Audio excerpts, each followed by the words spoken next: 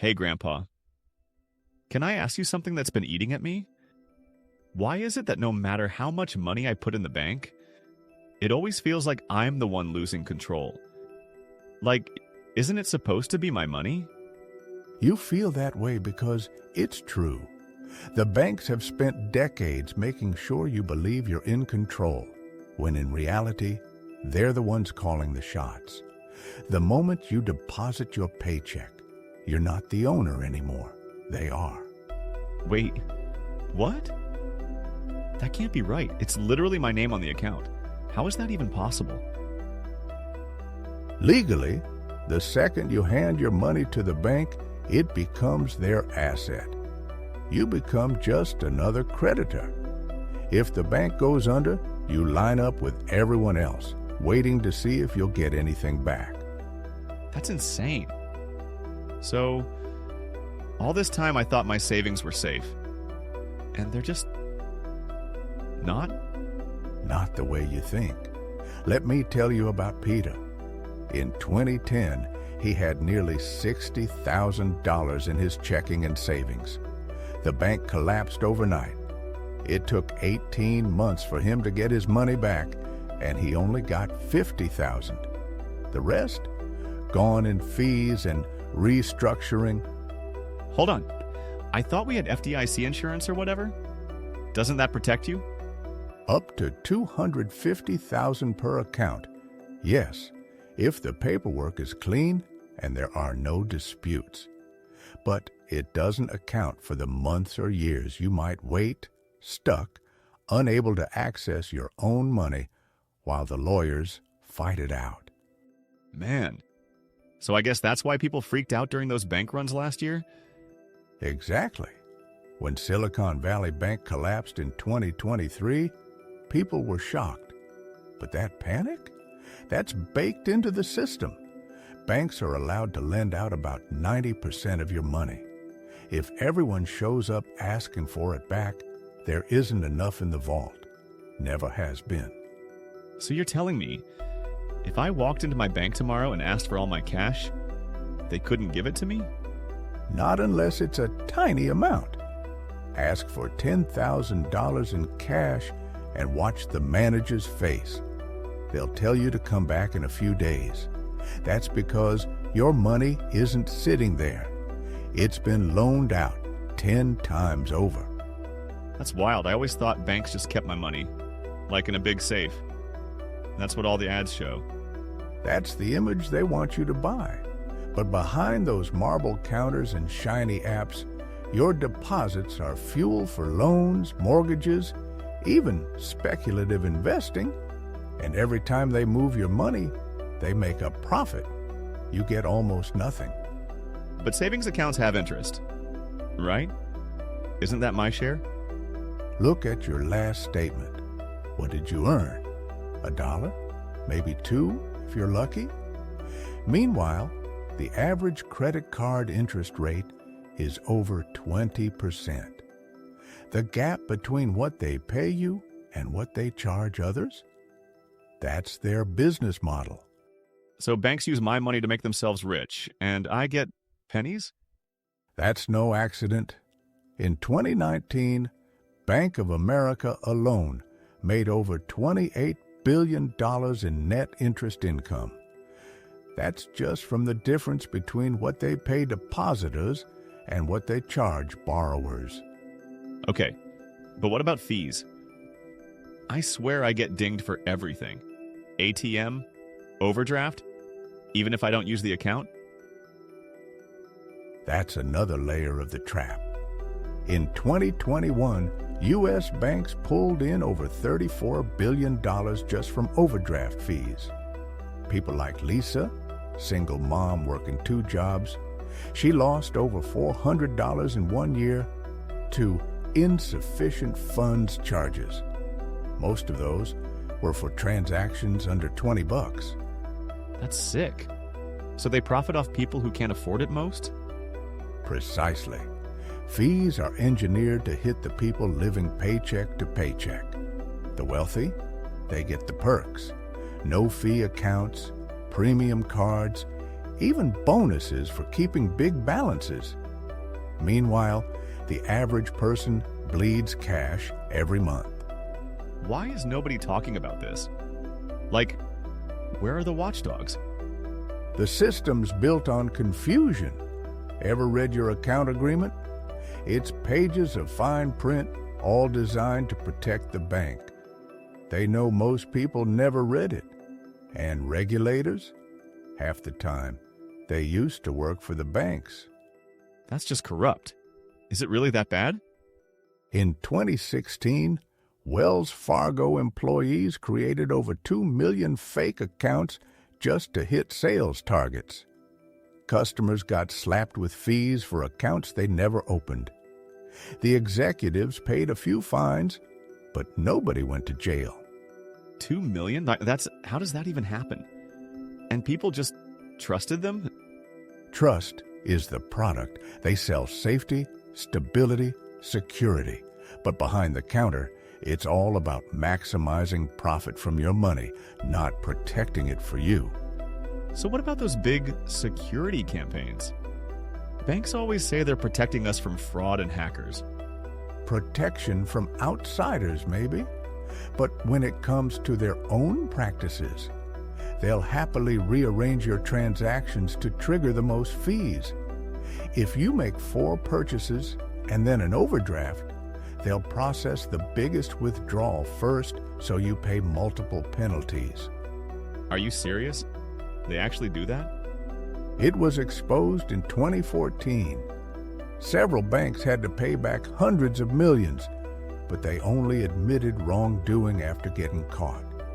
Most people never even noticed their balance was manipulated. This is making me feel like an idiot for ever trusting banks with anything. Is there even a way to win? That's the illusion they sell. Put your money here and you're safe, responsible, adult. But that's just a story. The truth is, you're a revenue stream. So, what do they actually do with my money? Beyond loans? Banks invest in everything. Real estate, stocks, government bonds, sometimes even risky derivatives. Back in 2008, they gambled with customer deposits on mortgage-backed securities. When it crashed, regular people lost homes and jobs. The banks? Most got bailed out with your tax money. I remember that. My friend's dad lost his business back then. He always blamed Wall Street, but I didn't know regular banks were in on it too. They were the heartbeat of it. After the crash, they changed some rules, but the core game is the same. Your deposit is their ticket to bet big.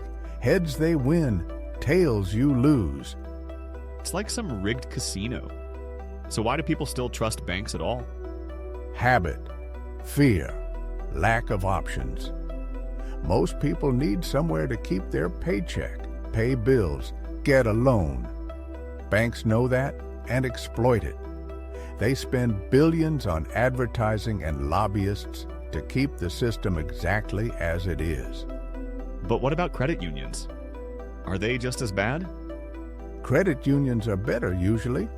They're not for profit and owned by members instead of shareholders. The fees are lower and the interest rates can be better. But they're still tied to the same financial system, just with a bit less greed. So if I switch to a credit union tomorrow, would it actually make a difference? You'd save on fees most likely, but bigger picture, you still have to play by the rules set by the banking industry. The real power comes from learning their tricks and refusing to be an easy target. Okay, but what does that even look like? Like, what am I supposed to do? Keep cash under my mattress? No, that's not safe either. But you can minimize your exposure. Use a bank for transactions, not savings. Keep just enough to pay bills and move the rest to a high-yield online account. Or, if you're comfortable, into short-term treasury bills. Wait, so not keeping money in a regular savings account? Why? Traditional savings accounts pay almost nothing. Online banks and fintechs often give 10 times the interest because they don't have expensive branches to maintain. And treasury bills are backed directly by the government, not by a private company gambling with your cash. What about investing? Shouldn't I just put everything in the market and forget banks? Investing is smart, but you still need cash for emergencies. The trick is, never let a bank hold more of your money than they need to. Spread out your risk. Check for hidden fees. Read every statement. Question every charge. And those automatic payments and subscriptions, are banks making money there too? They love it. The more automatic payments you have, the more likely you are to forget something, trigger an overdraft, or miss a warning. It's another way to nudge you into paying more without realizing it. It's like death by 1,000 cuts. All these little charges just bleed you dry over time. That's exactly how the industry works. It's not usually one big theft. It's relentless, engineered inconvenience. A few bucks here, a few there, multiplied by millions of customers. That's billions in profit for them.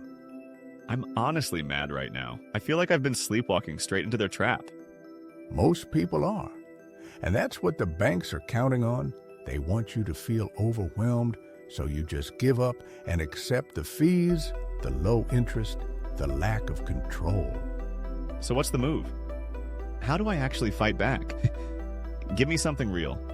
First, pay attention. Open every statement.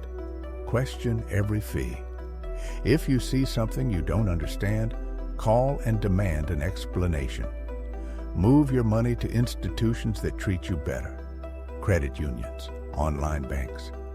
Use cash or debit for day-to-day and automate as little as possible. And if they charge me a bogus fee? Challenge it.